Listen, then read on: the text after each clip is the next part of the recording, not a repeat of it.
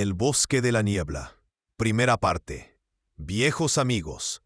Jason, Eric, Mick y Lena se conocieron en la secundaria del pequeño pueblo de Forks, Washington, donde no pasaba absolutamente nada interesante. Crecieron juntos entre partidos de béisbol de barrio, trabajos de medio tiempo mal pagados y tardes eternas de verano. Ahora, con poco más de 20 años, sus vidas comenzaban a separarse. Jason trabajaba en un taller mecánico, pero soñaba con algo más grande. Eric pasaba sus días arreglando televisores y sus noches bebiendo en bares baratos. Mick estudiaba ingeniería en la Universidad del Estado, el único que parecía tener un plan. Lena había quedado atrapada trabajando en el supermercado local, luchando por ahorrar para irse algún día.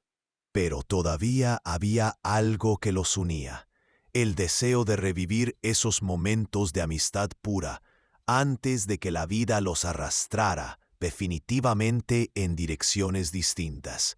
Una noche de otoño, mientras bebían alrededor de una fogata improvisada, detrás de la casa de Jason, alguien, seguramente Jason, lanzó la idea.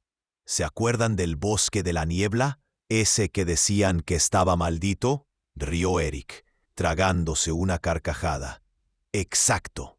¿Qué tal si vamos? Una última aventura antes de que cada uno tome su rumbo. Hubo risas, algunas nudas, pero al final la idea quedó flotando en el aire. Y al amanecer era una decisión tomada. Iban a adentrarse en el bosque del que todos hablaban, pero nadie se atrevía a visitar. Solo por un fin de semana. Solo para sentir la adrenalina una vez más. Solo para tener una historia que contar.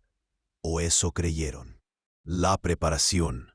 El plan era simple. Llevar una tienda de campaña grande, algunas linternas, víveres básicos, botellas de whisky, no podían faltar, brújulas, navajas y mucho valor.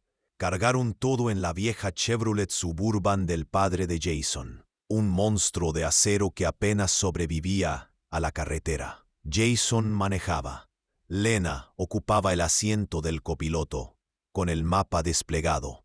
Mick y Eric, atrás, discutían qué llevarían si fueran cazados por fantasmas. Eric proponía un bate de béisbol, Mick una radio de onda corta. La emoción se sentía en el aire, ese tipo de emoción que huele a peligro, pero también a libertad.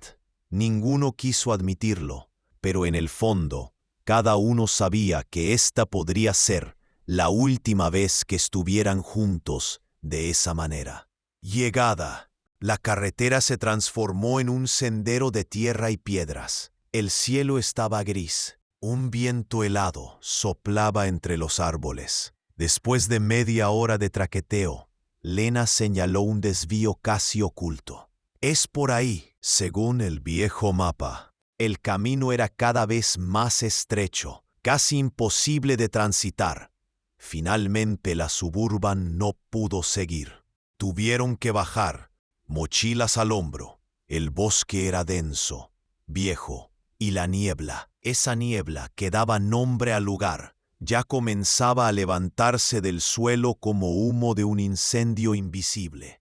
Eric soltó una carcajada nerviosa. ¿Quién trae el detector de locos? Jason sonriente lideró la marcha. Vamos, gallinas. ¿O acaso quieren volver a ser los idiotas de Red Hollow toda la vida? Se adentraron en el bosque, sin saber que algo ya los había visto, y esperaba. En la noche, cerca de las 10, Eric se ofreció a buscar más leña. No tardo, gallinas, bromeó, agarrando su linterna y metiéndose entre los árboles. Pasaron 10 minutos, luego 20. Jason empezó a inquietarse. Lena quiso ir a buscarlo, pero Jason fue primero. Lo llamaron, pero él no respondió. La linterna de Eric fue encontrada encendida, tirada en el barro, junto a un pequeño montón de leña incompleta. Y algo más. Una huella rara, profunda, como de algo pesado arrastrándose, pero que terminaba abruptamente. No había signos de lucha, no había sangre, solo niebla y un profundo silencio.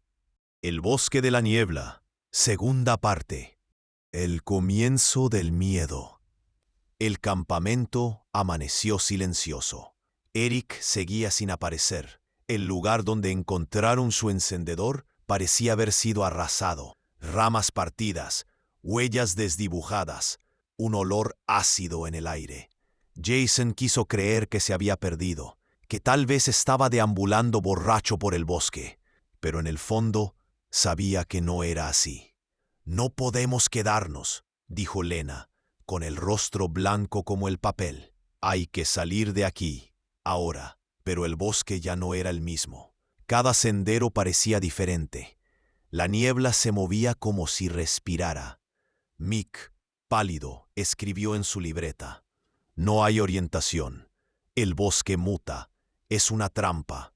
Intentaron seguir la brújula, el norte, pero después de caminar durante horas, volvieron al mismo claro donde estaba su campamento. Dieron círculos sin sentido. Y mientras caminaban, creyeron ver figuras entre los árboles, sombras altas, flacas, con movimientos entrecortados, nunca claras, nunca cercanas, pero siempre ahí, observándolos. La segunda desaparición. Cuando el sol empezó a caer, Mick propuso buscar un terreno más alto, donde pudieran ver el paisaje. Subieron una pequeña colina de tierra suelta. Fue allí que Lena desapareció. De un segundo a otro, Jason oyó un susurro en su oído, como una ráfaga de viento, y cuando miró al frente, Lena ya no estaba. «¡Lena!», gritó. «¡Lena!». Corrieron hacia adelante, linternas en mano. No había señales de lucha. No había huellas de arrastre. Solo su mochila tirada, con la tela rasgada, como si algo la hubiera arrancado de su cuerpo. La niebla se cerraba en espirales, más densa que nunca. Jason cayó de rodillas, golpeando el suelo. Mick miraba alrededor, temblando. No dijo una palabra, solo apretaba su libreta contra el pecho como si fuera un escudo inútil. Ahora eran dos. Huida desesperada. Decidieron correr, no pensarlo, no analizarlo, solo correr. Pero no importaba dónde fueran. El bosque siempre era igual. Árboles negros, niebla blanca, silencio. El susurro era constante, como un mar de voces a la distancia. A veces entre la niebla, Jason creía ver rostros conocidos. El rostro de Eric, el rostro de Lena. Sonreían, pero con bocas demasiado grandes, como si se estiraran hasta romperse. No eran ellos, no podían ser ellos.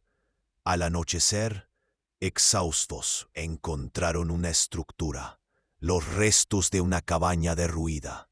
Solo quedaban paredes de madera podrida y un techo parcialmente caído.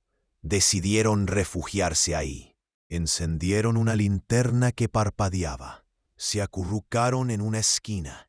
Mick, casi en trance, escribió en su libreta: «No son personas, no son animales, son el bosque mismo». Jason cerró los ojos. Solo por un momento. Cuando los abrió, Mick ya no estaba. Su libreta estaba en el suelo, abierta, empapándose con la humedad. Jason la recogió temblando. En la última página, apenas garabateado, se leía: «No estoy solo, están dentro». Jason gritó el nombre de su amigo. La niebla le devolvió cientos de ecos deformados. Mick ya era parte del bosque. El último. Jason corrió, cayó, se levantó, corrió más. No sabía a dónde. Solo quería salir. Durante un momento creyó ver luces, luces tenues, como linternas en la distancia. Siguió esas luces desesperado, pero las luces se apagaron una por una, como velas al viento. Y entonces los vio. No eran personas, no eran animales, eran siluetas de algo que parecía entenderlos, pero no copiarlos del todo. Formas deformadas, largas, moviéndose como títeres colgando de hilos invisibles. La niebla los cubría parcialmente, como una cortina. Las voces murmuraban su nombre. Su vida entera parecía deshilacharse en esos susurros.